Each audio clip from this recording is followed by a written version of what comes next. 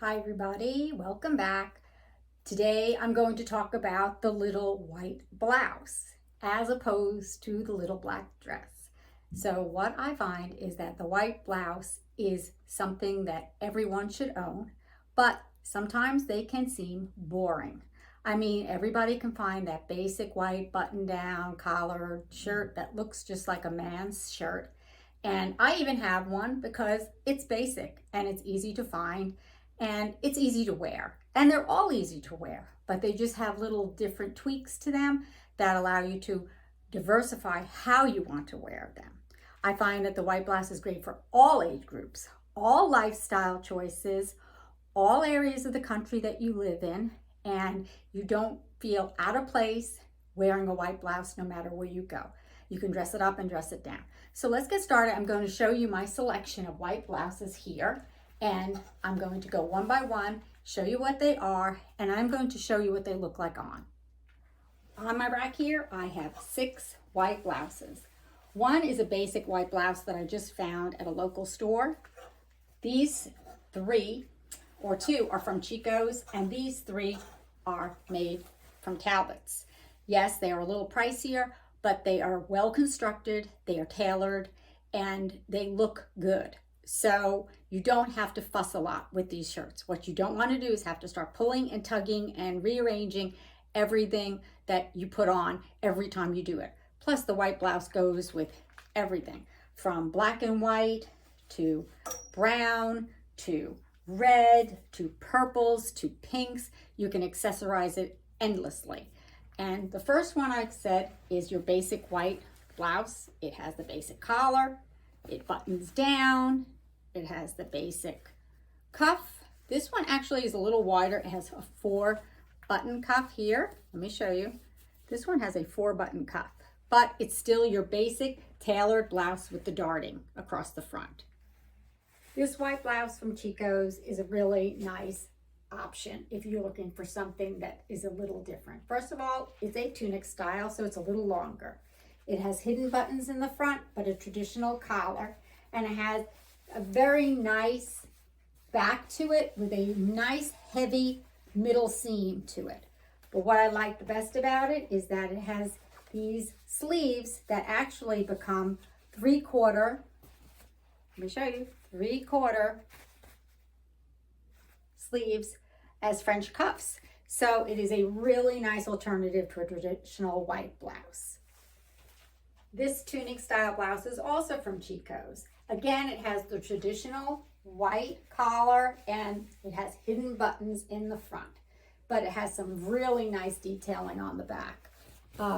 So it has a seam here and here, and it also has this little pleat in the back. So I don't know if you can see it so well, but it is there. There's the seams that were done, and this is the pleating in the back. So it has a 3/4 sleeve. It's a longer length, so it's a tunic, but it hangs beautifully, and this is a really nice alternative to the traditional white blouse without having the French cuffs. This white blouse from Talbot's is definitely a takeover from the traditional men's Oxford button-down blouse, and I'll tell you why. It has this piece, the seam that goes from shoulders to shoulder up to the collar, like you will see on most traditional men's shirts. It does have some darting here for women, and it has some darting in the front, again, for women, and it has traditional collar, exposed buttons, and a narrow cuff with a single button. This is a blouse from Talbot's, and it looks very, very traditional from this point of view. But let me show you the unique features of this blouse. It has a traditional white collar and it has exposed buttons, but it only has the basic darting in the front and darting in the back. And they keep it very simple, very plain in the back of the shirt. The sleeves are traditional length, but the cuffs are more narrow, and they have an interesting button detail here. And what makes this blouse the most unique is the side slits here. So it is a tunic style with slits, which really puts it in a whole nother category. The final blouse I want to show you is also from Talbots, and it is the most diverse from what a traditional white blouse would be. It does not have a collar. It just has a rounded neckline. There's no buttons on the front. It just has these darts on the sides. So all the detail is on the back basically, and on the sleeves. It has a one button opening at the top, and it has buttons down the back. The sleeves are a full length long sleeve, but it has these interesting little bows, and you can cuff this particular shirt up or down. It is not a tunic style, but it does hit right to the top of my thigh, and I'm 5'4", and I really enjoy wearing this particular blouse. Here is the first white blouse I talked about, which was the most traditional blouse. It has the basic collar. It has the front buttons with the darting in the front and in the back. It has a basic cuff, although this one has 4 buttons.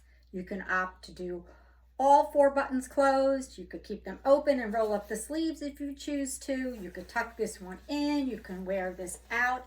This is your basic traditional white blouse that you can find at any store, and it's really easy to wear. This is the second white blouse I talked about. This is from Chico's. It has the traditional pointed collar. It has the hidden buttons. It has a French cuff that I like to wear. And I suppose you could wear it with it down, but I think this looks nicer. And it's up to you. It's a personal preference. I've had numerous compliments about this blouse and asked where you could buy it. It's not very fussy. It doesn't have any darting in the back, but it fits really nice. And I like to wear my tunics nice and loose and flowy so that I have multiple options. I can either belt this, or I can also wear it over another shirt or sweater. This is the second blouse I'm showing you. It's from Chico's as well. Again, it has the tailored collar. It has the hidden buttons. There's a couple of differences with this one though. This one is more of a traditional shirt style. The bottom is not as squared off. It goes up and down. It also has a 3/4 sleeve, and it does have some darting in the back up here. So it makes it a little less flowy and a little bit more traditional, but it really works for everyday use. This is another blouse from Talbots. Again, it's very traditional. It has a nice collar. It has exposed buttons, but it's a tunic style with a long sleeve. But what makes this one different is it's very traditional to a menswear shirt. If you look at the back, it has that seam that goes from shoulder to shoulder up to the neckline. Very traditional of a menswear shirt. Only difference is it's woman's, and it's more of a tunic style, and it's very soft, this material. Talbot makes very, very soft material. Chico's is a little more crisper. This is my white blouse from Talbot's. Again, it has a traditional collar, and it may look like just a traditional white blouse, but let me show you the main difference. The bottom has this cute slit here on both sides. It makes this really unique and different from a traditional white blouse.